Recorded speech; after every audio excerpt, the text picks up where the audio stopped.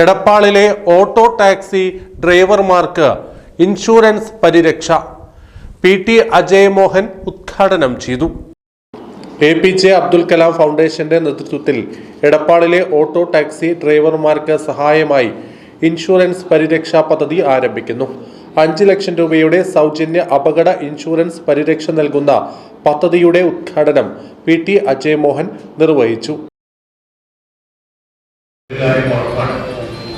ഇത് ഒരു വർഷത്തേക്കുള്ള സ്കീമാണെങ്കിൽ പോലും ഇത് തുടർന്നും നിങ്ങൾക്ക് ഇപ്പൊ 70 പേരാണ് ഇവിടെ പ്രവേശിക്കുന്നത്.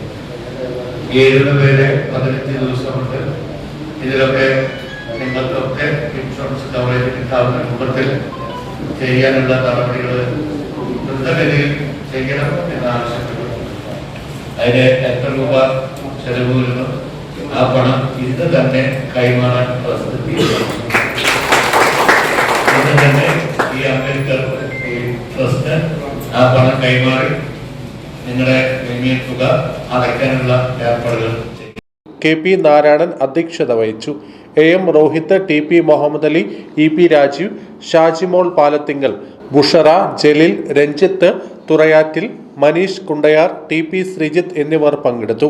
ഓട്ടോ ടാക്സി മേഖലയിലുള്ള തൊഴിലാളികൾക്ക് സാമൂഹിക സുരക്ഷ ഉറപ്പാക്കുന്നതിനായി പദ്ധതിയിലൂടെ സാമ്പത്തിക സഹായവും ഇൻഷുറൻസ് പരിരക്ഷയും ലഭ്യമാകുമെന്ന് സംഘാടകർ അറിയിച്ചു.